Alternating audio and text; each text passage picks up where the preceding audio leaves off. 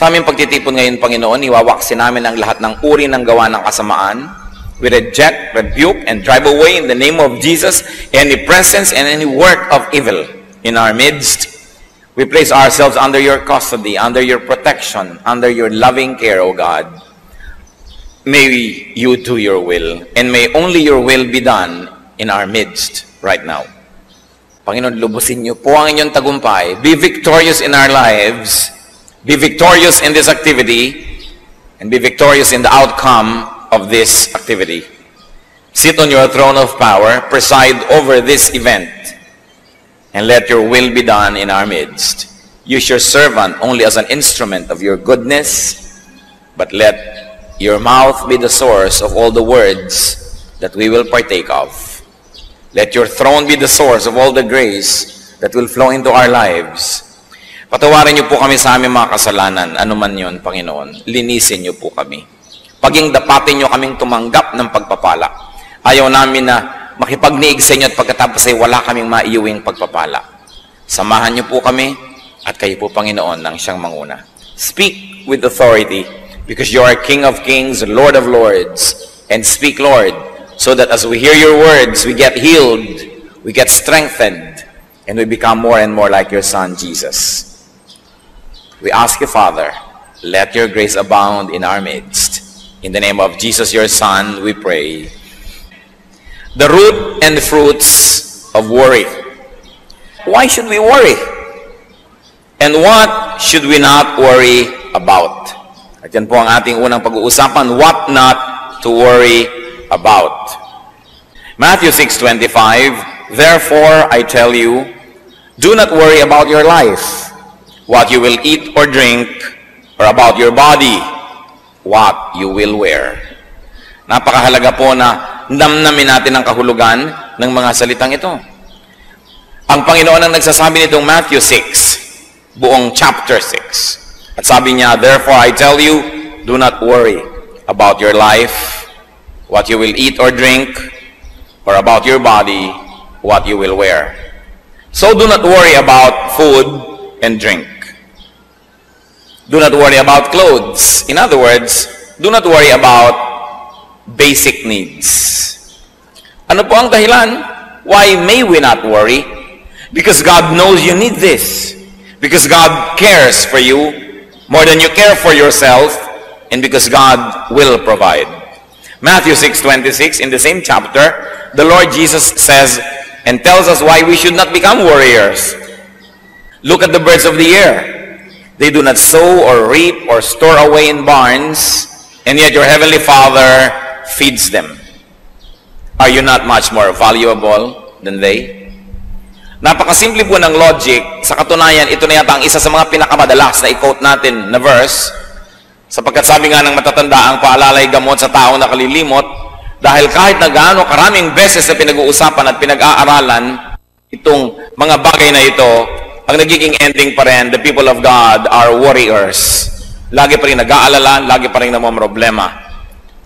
Matthew 6:28-30. And why do you worry about clothes? See how the lilies of the field grow, they do not labor or spin. Yet I tell you, not even Solomon in all his splendor was dressed like one of these. If that is how God clothes the grass of the field, which is here today and tomorrow is thrown into the fire, will He not much more clothe you, O you of little faith? Sabi, bakit nag-aalala ka sa iyong susuotin? Ang mga damo ba gumagawa ng tela, nagtatahi ng damit? Pero hindi. Pero si Solomon, kahit ang yaman-yaman niya at pinagpala ng Diyos, kahit kailan, hindi nakapagbihis ng kasing ganda ng pananamit ng mga damong ito. Tamang-tama ang kulay, tamang-tama ang blending, ang harmony ng design.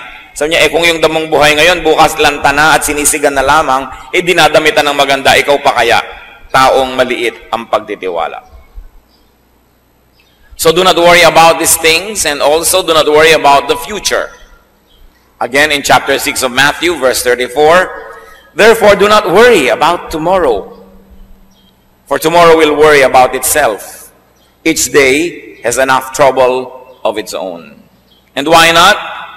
Why not worry about tomorrow? Because tomorrow will take care of itself. That is the logic.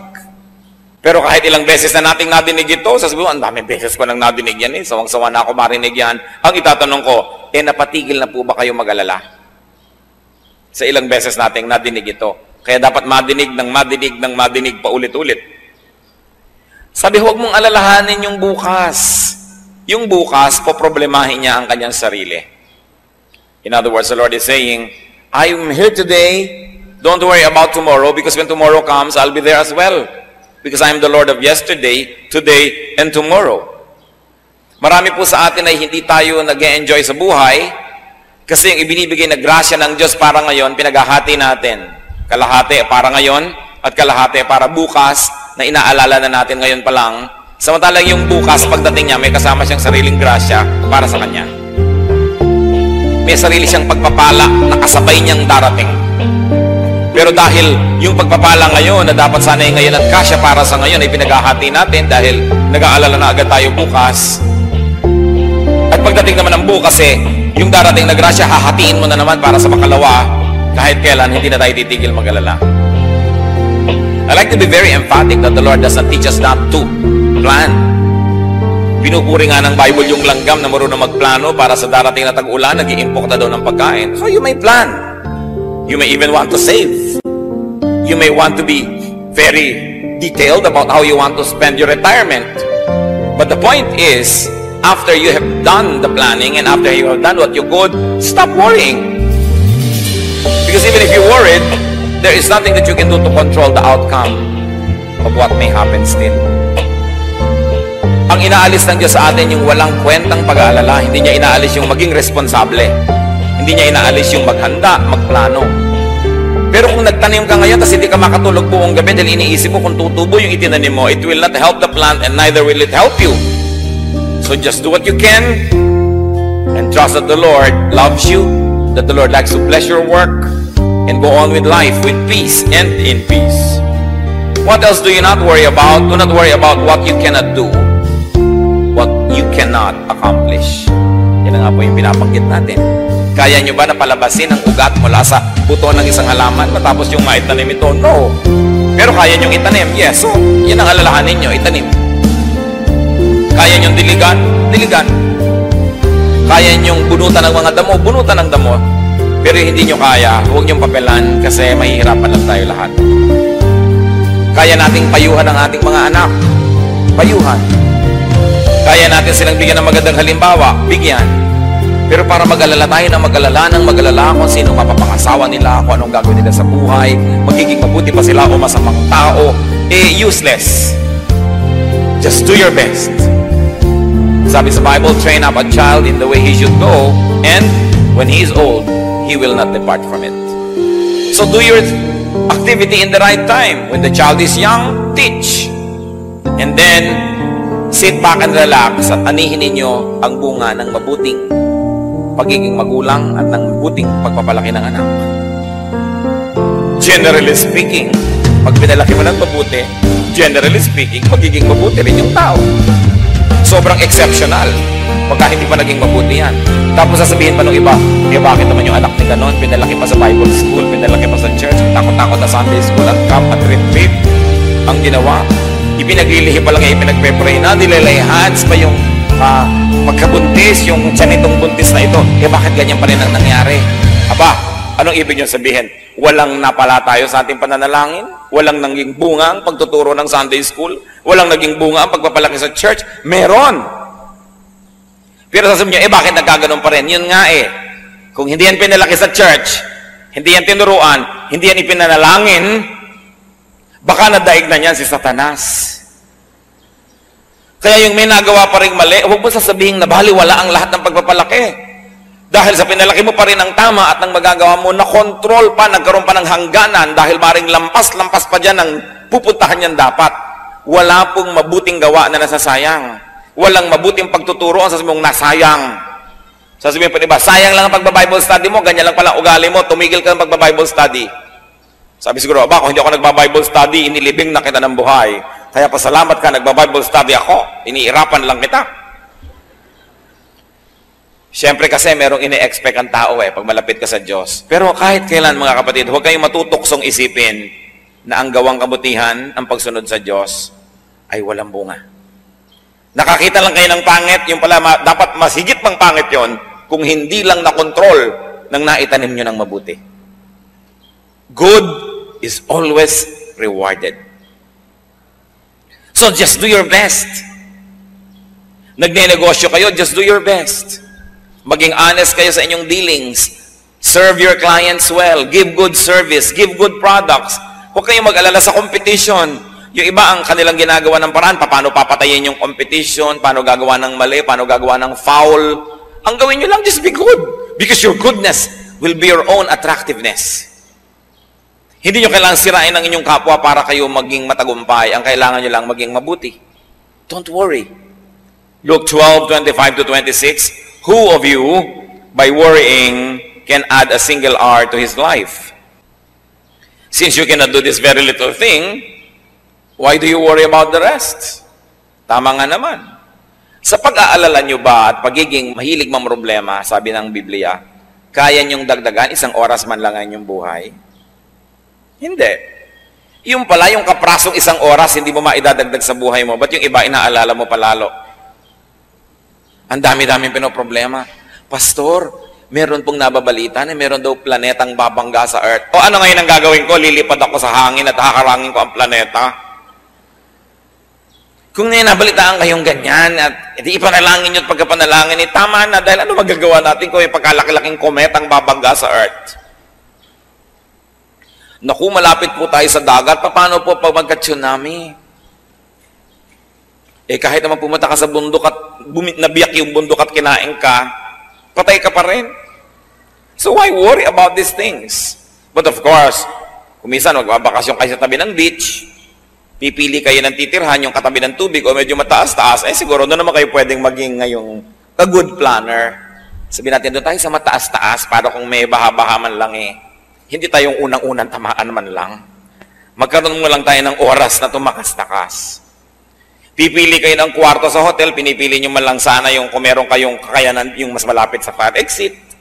O tinitingnan nyo, nasa ba ang fire exit nito? Hindi masama yung ganun, hindi worrying yon. Because you do what you can. Pero yung buong gabi hindi na kinakatulog dahil baka may sunog. Hindi na nga natuloy yung sunog, nangayayat na rin kayo. Tapos kung natuloy pa, nasunog kayong payat, doble ang pagkalugin nyo. Because worriers lose twice when what they worry about actually happens. Yung pinangangambahan nyo, pag nangyari, 2 beses kayong magdurusa. Nung ini-imagine nyo pa lang at nung nangyari na. Ngayon, kahit hindi yan mangyari, kung kayo warrior, at least minsan na kayo nagdusa nung iniisip nyo pa lang. Kaya mahirap yung isip ng isip. Manalangin. At pagkatapos manalangin, ipasa Diyos. Matapos magawa ang kayang gawin ng tao. Do not worry about non-essentials. Those that do not have lasting or eternal value, those that do not have impact on the spirit, pwede natin niyang masabing maliit na bagay.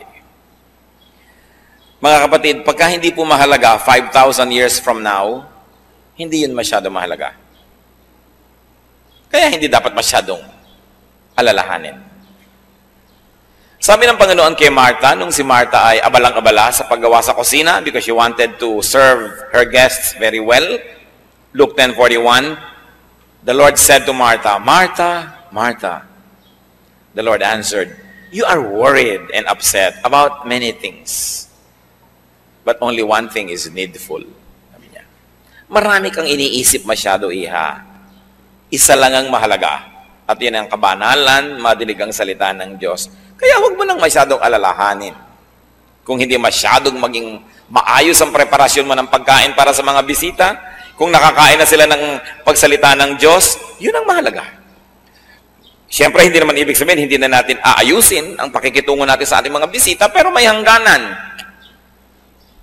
Napakarami ko na pong nakita na yung bahay nila, binubuksan nila for Bible study or for fellowship.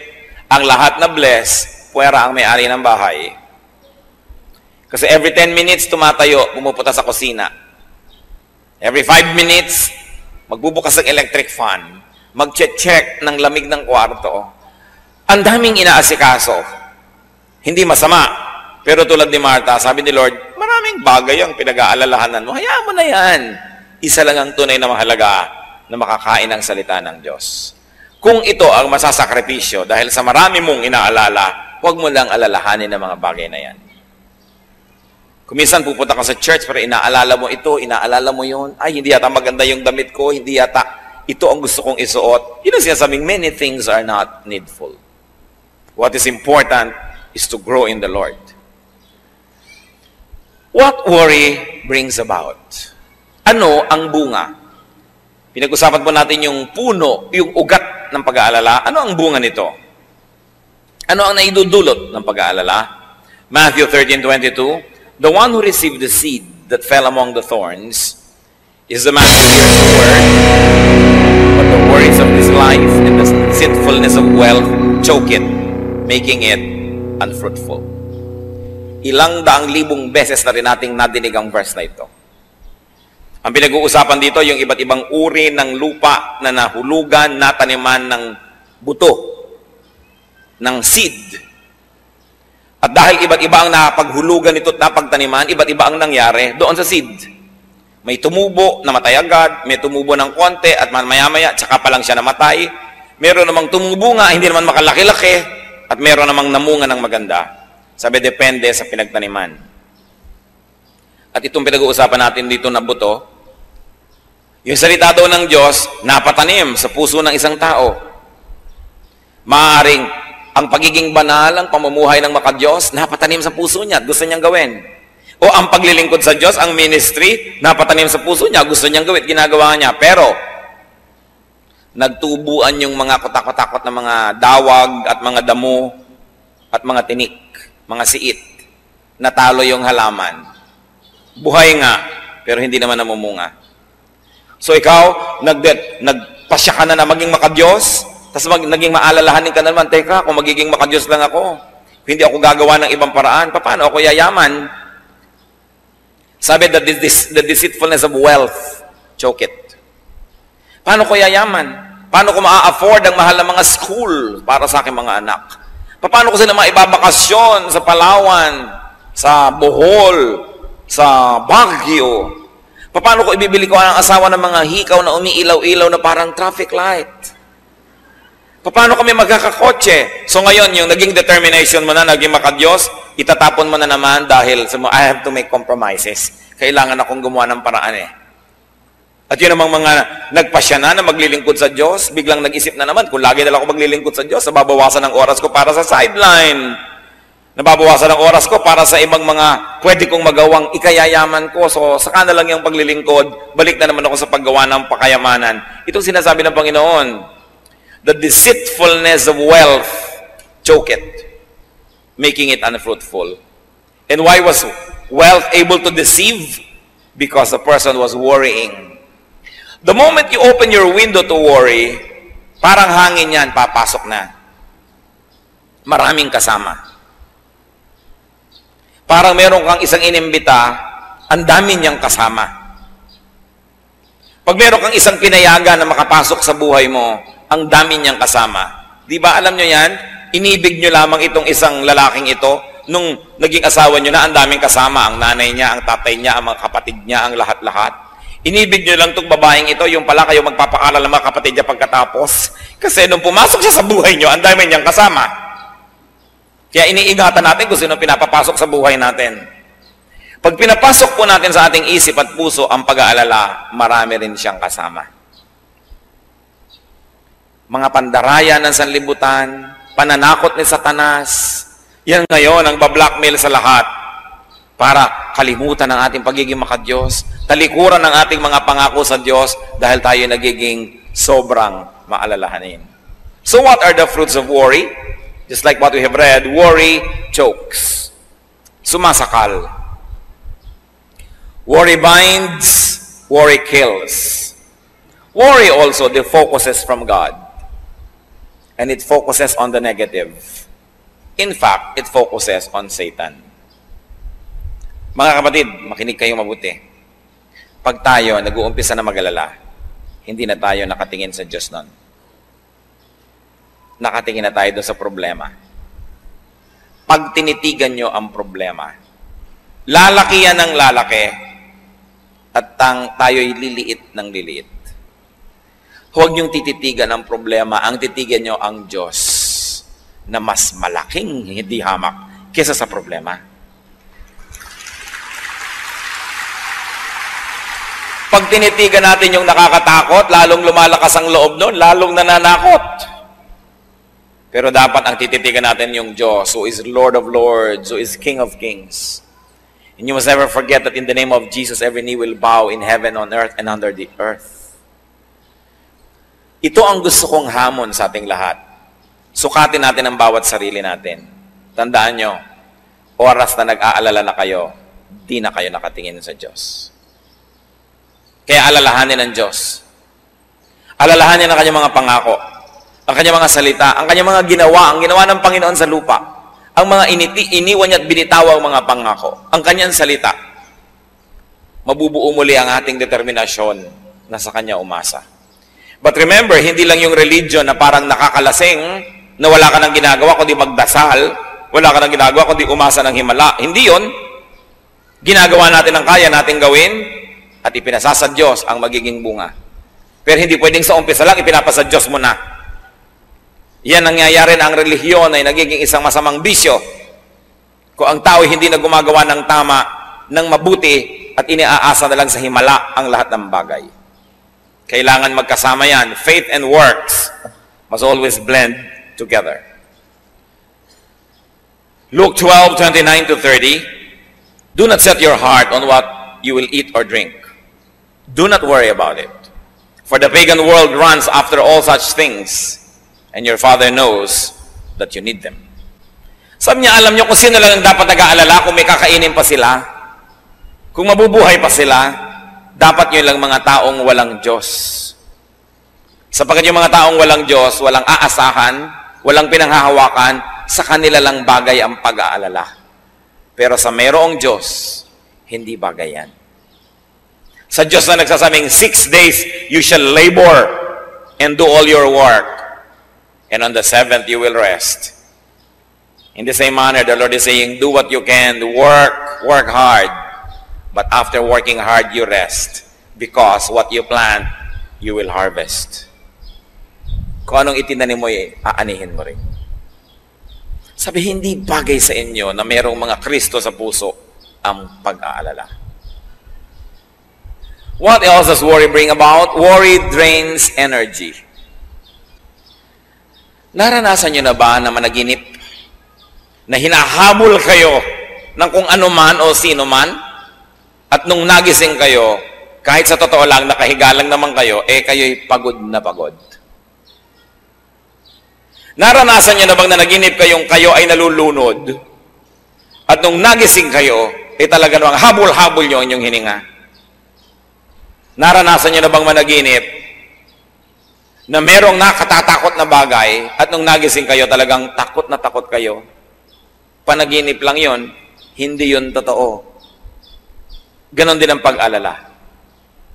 Kahit hindi totoo ang ini-imagine ninyo, para na ring totoo ang effect sa inyong katawan. Parang selos.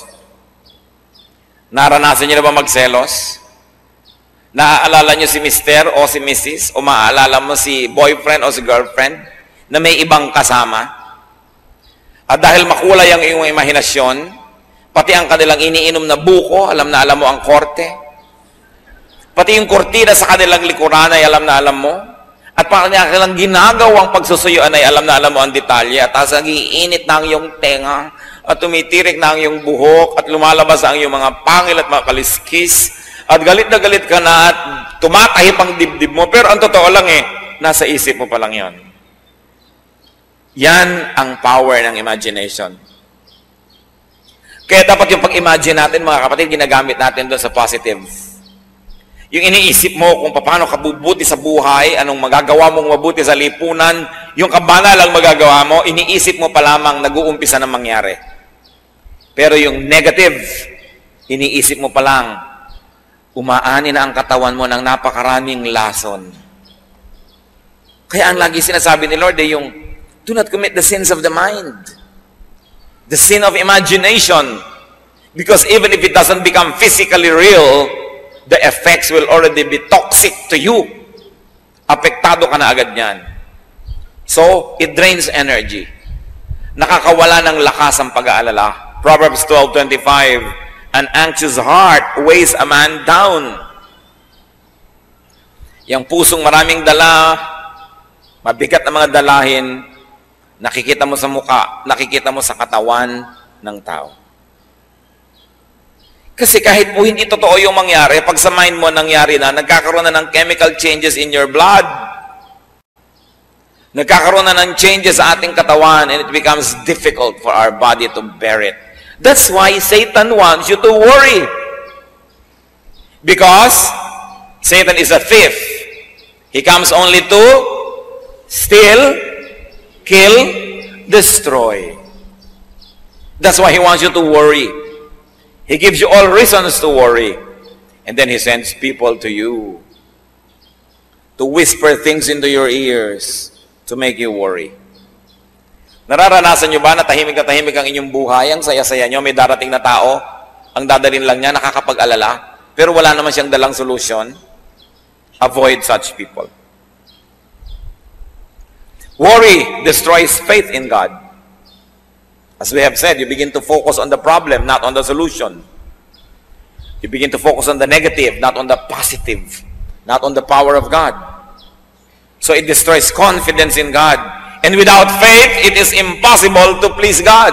And if God is not pleased, His blessings will be withheld.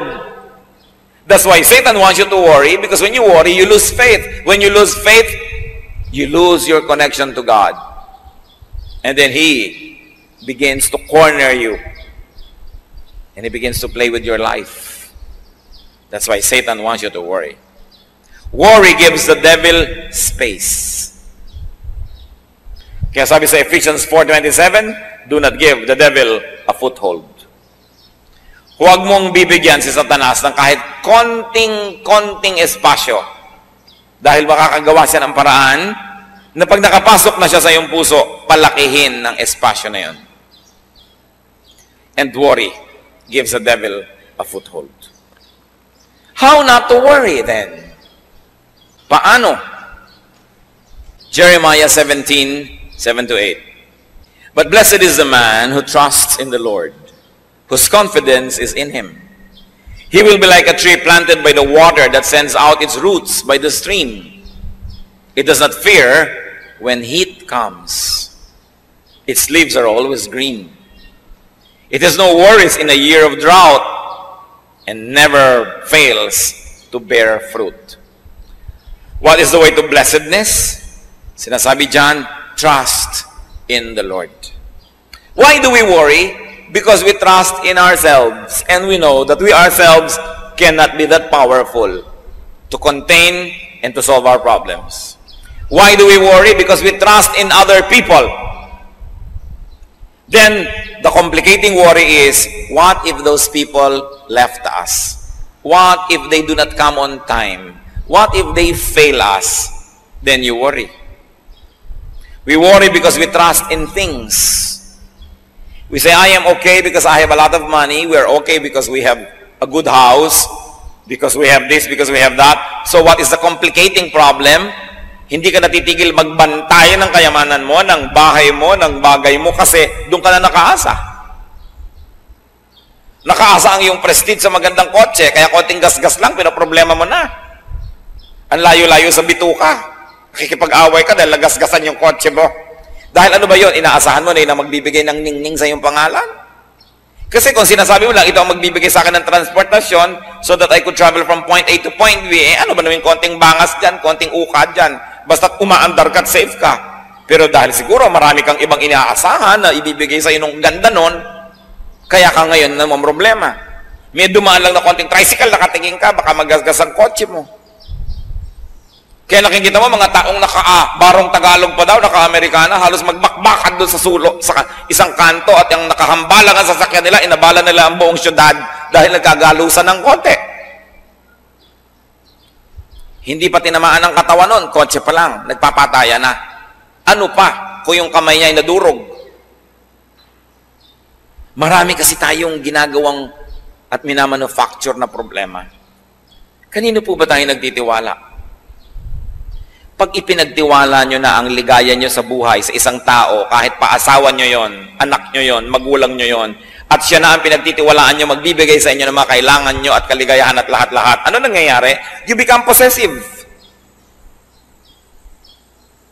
Kaya yung taong walang iniibig, tayapa ang buhay.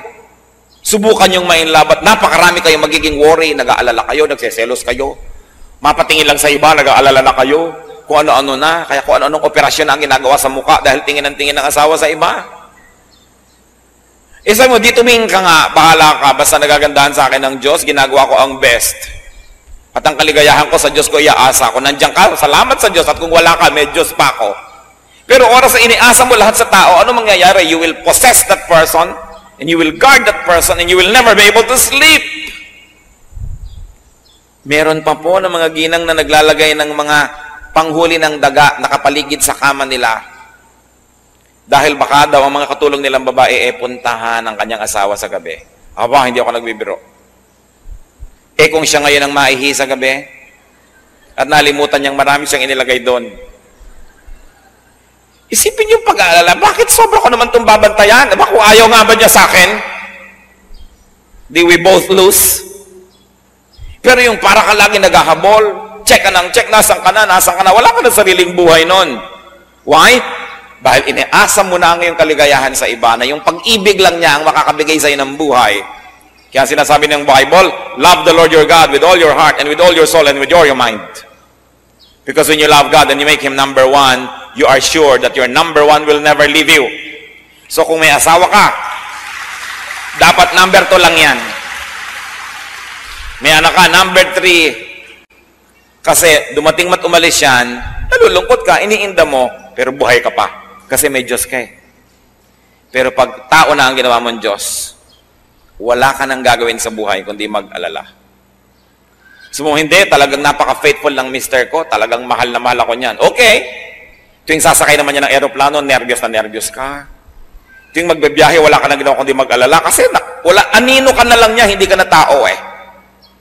So mahal kita, nag-aalala ko para sa iyo, ipanalangin kita. Ayoko pa sanang kunin ka ng Panginoon. Sana kunin tayo sabay, magka-holding hands. Pero kung kinuha ka na, malulungkot ako siyempre, pero ipagtitiwala kita sa Diyos at ipagtitiwala ko pa rin ang sarili ko sa Diyos. Yan ang pinagkaiba ng may Diyos. Kaya sabi ni Lord, bakit kayo nag-aalala na parang wala kayong Diyos? These things belong to pagans. But for people who have God in their hearts, you are stable. Nauuga ka lang ng konti. Nawalan ka ng kayamanan, nauuga ka ng konti. Nawala ang mahal natin sa buhay, nauuga ka ng konti. Kasi ang tibay-tibay ng Diyos na nasa kalooban mo. Kaya ang gusto ng Diyos, number 1 siya eh. Hindi para dahil lagi na lang siya gusto niyang sikat siya. Kasi alam niya, kawawa tayo pag ginawa natin na tao lang o bagay lang ang number 1 ng buhay natin. Dahil yun talaga mapanganib ang iyong kalagayan. Kasi ang number 1 mo ay maaari kang iwan at di ka man iwan, maaari siyang mawala. Gusto man niya o hindi. Kawawa ka. Fall in love with Jesus. Continue to develop your loving relationship with Jesus. It will correct your all other loving relationships. With people, with things, even with your pets. Malalagay sa tamang lugar ang lahat. And you will become stable. Nagiging matining ang loob ng isang taong may pag-ibig sa Diyos. At ang pag-ibig sa Diyos, ang pakikipag-ibigan sa Diyos ay pumupuno ng lahat ng kulang ng puso ng tao. But inside every man's heart is a God-sized vacuum that only God can fill. That even if you had people, if you had things, if that vacuum for God is not filled, you will always be empty. That's why there are many people who are running on empty. Nagtataka sila, meron naman akong bahay na maganda, meron naman akong pamilya, meron naman ako nito, bakit kaya kulang ang buhay ko? Hindi nila na tatanto na maaaring ang Diyos ang kulang sa kanilang buhay. Pero pag yung lugar ng Diyos puno na ng presensya niya, kahit kulang-kulang yung iba, hindi mo yun gaanong iniinda. Although God wants you to have all of these chambers of your heart filled, dahil hindi naman siya maramot. Pag po tayo mapag-alala, Isa ang bagay ang tiyak. Hindi ganon katibay ang relasyon natin sa Diyos. Kaya patibayin. I-develop yan. How else are we not to worry? Do your best. Leave the rest to God. Proverbs 16:9, in his heart, a man plans his course, but the Lord determines his steps. Man plans, but God has the final say. And in the end, God will prevail. Kaya kailangan, ginagawa natin ang magagawa, pero ipinapasa Diyos. At mga kapatid, listen to this. Tinatanggap ang kalooban ng Diyos. Kahit hindi yon ang kalooban natin. Nagtitiwala na lagi siyang tama. That when you do not agree with God, doubt your scholarship. But do not doubt God. Because God cannot be wrong. Proverbs 19:21, many are the plans in a man's heart, but it is the Lord's purpose that prevails. So who is going to be a happy man or woman? That person whose plan is to obey God. That person who opens his heart to the plans of God so that God's plan will happen. Because even if you planned against God's plan, it is God's plan that will prevail.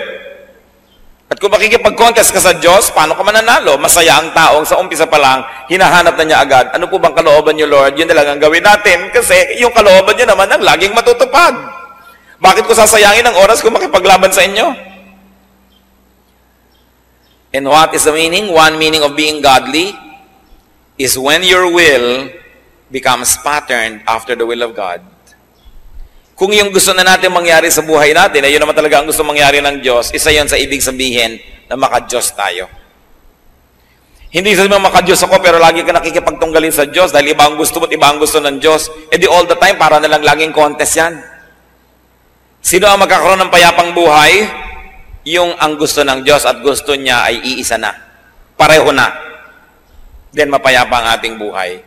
Kaya gusto natin ay lagi nating malaman ang salita niya, makilala siya, para maiayon natin ang ating pag-iisip, ang ating buhay sa Kanya. Be sensitive to God's will and to God's purpose. So in life, you define what is doable and you define what is not doable. Do not worry about the undoable. Just do your best. Leave the rest to God. How else are we not to worry? Plant good seeds. Do not plant bad seeds. Proverbs 11:18, he who sows righteousness reaps a sure reward. And Proverbs 22:8, he who sows wickedness reaps trouble. Gusto ninyo na mabawasan ng mga alalahanin sa darating na bukas? Gumawa lamang ng mabuti ngayon. Sapagkat bawat na ginagawang mabuti, makakaasa kang may aanihin ka bukas na mabuti. At bawat ginagawang masama, makakaasa ka rin na may aanihin kang di maganda. So huwag tayong mag-alala ng mga pangit na aanihin kung alam naman nating nagtanim tayo ng nagtanim ng mabuti. This is Agriculture 101. Pag nagtanim ka, may aanihin ka. At kaya po yung iba sigurista, maraming itinatanim eh. Gusto mo magkaroon ka ng 4 na puno ng lansones sa iyong bakuran, magtanim ka ng 7. Sakali man na yung 3 hindi tumubo, may 4 pa talagang tutubo. Kaya hindi masamang magtanim ng maraming magandang bagay. Meron kang kayang tulungan na tao, damihan mo. Hindi naman lahat ng taong tinulungan mo magiging grateful eh. Pero kung marami kang tinulungan, may chances ka na mas marami naman dyan ang tatanawan lang. Marami kang ginawang mabuti. Pero tandaan ninyo, ang ginagawa ng masama, lahat yan gaganti. Liban na lang na born again. Kaya ipanalangin nyo ma-born again lahat ang ginawa nyo na masama. Dahil kung hindi, walang inaantayan kundi pagkakataon na gantihan ka. Mga bata, mang inapi mo nung maliliit, hindi lang yung kumikibo dahil maliit pa. Pero tatandaan nyo mga kapatid, sa bawat tik-tak ng orasan, sa bawat pagsikat at paglubog ng araw, kayo'y papahina at sila'y papalakas. At sabi nila, balang araw, babangon ako at tuturugin kita. Kaya gumagawa ka ng masama sa bata, actually, it's very wicked because you do something bad to a helpless person. And two, it is very unwise because you are planting negative things that you will harvest. Pero yung gagawa ka ng mabuti sa isang bata, hindi niya nalilimutan yun. At darating ang panahon.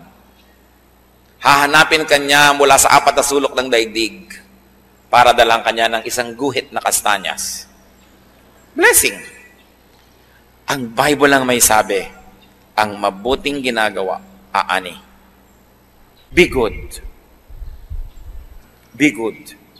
Proverbs 28 verse 1, the wicked man flees, though no one pursues. Ang isang taong masama, tumatakbo kahit walang humahabol. Evil men run, though no one chases them. Kaya yung mga marurumi ang isip, ganun yun. Maraming karumihan ang isip nila, kaya hindi sila payapa. At pagkatapos ina-assign nila sa iba yung iniisip nila. So what do we do? How not to worry, brothers and sisters? Avoid warriors. Huwag kayong sasali sa Warriors Club. Tapos founding chairman pa kayo.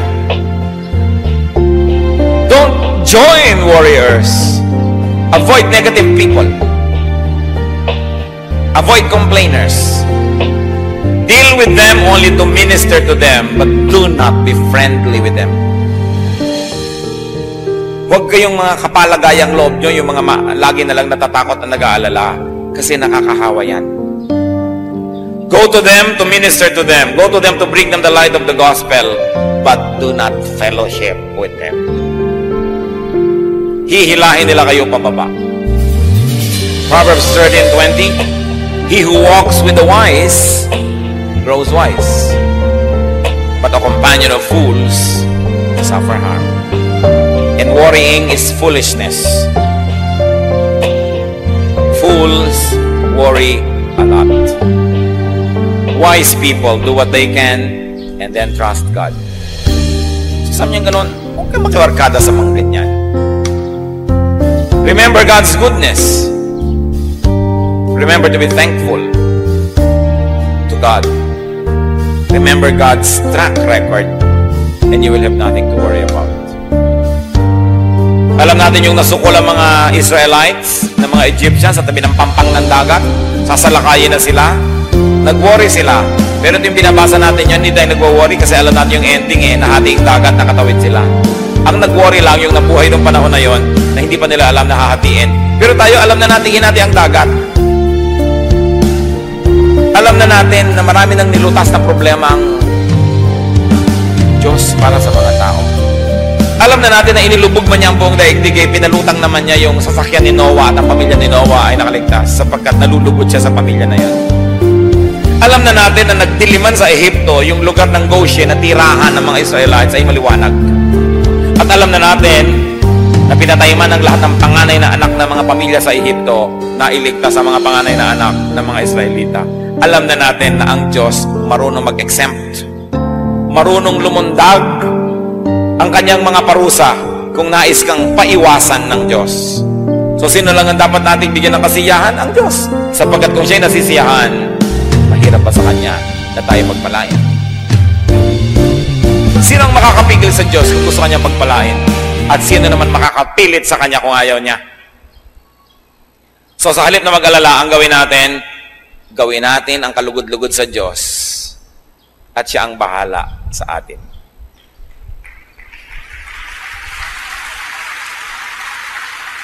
Napakaganda ng word na bahala. Inaakala at iniisip ng marami na ito'y nagmumula sa salitang bathala. Kaya hindi ito yung sinasabi ng mga tao na bad traits of the Filipino, bahala na habit, as if it's kesera-sera. What will be, will be. Kesera-sera ba yung bahala? Pag sinabi ng kuya mo, namatay ang mga magulang mo, sabi ng kuya mo sa'yo, akong bahala sa'yo. Ibig sabihin ba, no? Kesera-sera? So I'll be responsible for you. Pag sinabi mo sa tiyo mo, tiyo, kayo na pong bahala sa amin. Ang ibig mo ba sabihin nun, kesara-sira, kahit ano, what will be, sabi mo, kayo na pong mag-alaga sa amin. Pag sinasabi mo sa katulong niyo sa bahay, Bining, aalis ako, pagka may sunog, bahala ka. Ang ibig sabihin mo nun, tatakbo na lang siya. Hindi, inaasahan niyo, dala niya ang aparador. Inaasahan niyo, pag bumaha, lulutasin niya yung problema. Pag sinabi mong bahala ka, ibig sabihin, I'm giving you responsibility. I'm giving you supreme commandership and leadership. Yun ang kagandahan nun. Kaya, kung bahala ang Diyos sa atin, siya ang bathala, maibigin, matulungin, mapagmahal. So, anong dapat natin gawin sa buhay? Bigyan natin ng kasiyahan ng Diyos. At pag nasisiyahan ng Diyos, siya talaga ang bahala. Pero kahit anong pagpupunyagi ang gawin natin at pagsisikap, kung iniinis naman natin ng Diyos, ino-offend natin siya, masasayang lahat ang ating pagsisikap. Huwag tayong malilibang kahit kailan. Pleasing God is the primary duty of our life. Not to please yourself at the expense of your relationship with God, because that will work on the reverse. Psalm 31:19. How great is your goodness, which you have stored up for those who fear you, which you bestow in the sight of men on those who take refuge in you. Worry is like a tree. It has roots. Uproot it and it will wither. Uproot the tree and you will not have to harvest and to eat poisonous fruits. Sino po sa atin ang mahilig mag-alala? Yumuko tayo sa Panginoon at makipagtuos. We have to be set free from the deceptions of darkness. Mga pag-alala lang, wala namang nangyayari, wala namang magandang bunga. Pinapalungkot lang tayo lalo, ginugulo tayo. Unang-una, ipatawad mo, Panginoon, sa amin ang pagiging mapag-alala. Nangangahulugan itong kami tumitig sa iba't hindi sa inyo. Patawarin niyo po. Ang bawat isang ngayon ay kumikilala nito, tumihingi ng tawad. Kahabagan mo po. Bigyan nyo ng linaw ang pag-iisip na makilala ang dapat kilalanin, maunawaan ang dapat maunawaan, makita ang liwanag ng iyong salita, the logic of your promises, O God. May we connect the dots and may we see how to apply in practical terms all the lofty ideals of Scripture and all of these wonderful ideas that are in your book, the Bible. Lord, let your truth live in our hearts. Maging totoo sa aming pag-iisip, sa aming pagkilos at paggawa, ang mga katotohanang pinag-aaralan namin sa tuwina. Set your people free, O God, from this needless spirit of worry. And if there's anybody here who's being a worrier, comes from the evil one, in the name of Jesus, we reject your work, Satan. In the name of Jesus, we set the people of God free from your needless torture. And we set ourselves free to receive the grace, the peace, the wisdom that comes from God. Pinuputol namin ang aming kaugnayan sa anumang masasamang espiritu. At kung pagiging maalalahanin ay nagmula sa mga minanang masasamang ugali sa mga kamag-anak, mga aring mga minana na relasyon sa mga masasamang espiritu, sa pangalan ng Panginoong Jesus, ngayon pinuputol namin ito. We wash ourselves with the blood of Jesus and declare ourselves your people, not pagans. Therefore, worry is not for us because we have you as our living God. O God, let your light shine upon these people. Let your face shine mightily and powerfully upon us. At nawa ang kaliwanagan mo ang magbigay sa amin ng kalayaan mula sa gawa ng kadiliman. At tuwing darating ang panahon na matutokso ang iyong mga anak na muling maging mapag-alala, Panginoon, ipaalala mo, kayo ang nangangasiwa, kayo ang Diyos, kayo'y nakaupo sa inyong trono, at kayo'y Diyos ng mga Diyos at hari ng mga hari. Kayo ang solusyon, kayo ang sagot sa aming mga tanong at mga suliranin. Huwag kami kahit kailan magtiwala sa sarili lamang, o sa kapwa-tao lamang, o sa mga bagay lamang, kundi sa iyo kami lagi magtiwala. Palayain mo ang iyong mga anak, Panginoon, at nawa sa mga nalalabi pang araw na ipahihiram mo sa amin sa maiksing buhay na ito, malaman namin ang ibig sabihin ng tiwasay na pag-isip. Malaman namin ang ibig sabihin ng payapang buhay. Kahit lahat ng gusto namin ay wala dyan, kahit maraming sa tingin namin ay kulang, yung kapayapaan mo ang pumuno sa amin at yung pagtitiwala sa iyo ang magbigay sa amin, Panginoon, ng tibay ng loob. Palayain mo ang iyong mga anak, alang-alang sa dugo ni Kristo na ibinubo para sa iyong mga anak, Panginoon. Hugasan mo kami mula sa aming mga karumihan. Palakasin mo kami mula sa aming mga kahinaan. Hanguin mo kami, Panginoon, sa mga kinasadlakang mga suliranin at mga pag-aalala. At nawa, Panginoon, in whatever station in life, in whatever amount of blessedness you allow us to have, may we continue to focus on you and may we rely on you alone. We rebuke your work, darkness. We rebuke your work, Satan, in the name of Jesus Christ, our living God. We declare ourselves the people of God. Therefore, entitled to the promises of God. Mga kapatid, angkinin ninyo ang mga pangako ng Diyos. Huwag kayong padaya kahit kanino man, kahit kailanman. Mabuhay kayong may kapayapaan at ang ating unahin, ang ating pagiging makadiyos, ang pagtrabaho ng tama at ang pagpapala ng Diyos di magkukulang ayon sa kanyang mga pangako. Salamat po, Ama. Salamat sa pagpapalaya mo sa iyong mga anak ni kailanman sa buhay na ito. Huwag mo kaming payagang madaya muli ng pag-aalala. Turuan mo kami, Panginoon, sa iyo lang humawak, sa iyo lang sumunod, sapagkat kayo'y mapagmahal at kayo ay Diyos namin. Salamat sa iyong presensya. Salamat, Ama, sa pangalan ng iyong anak na si Jesus.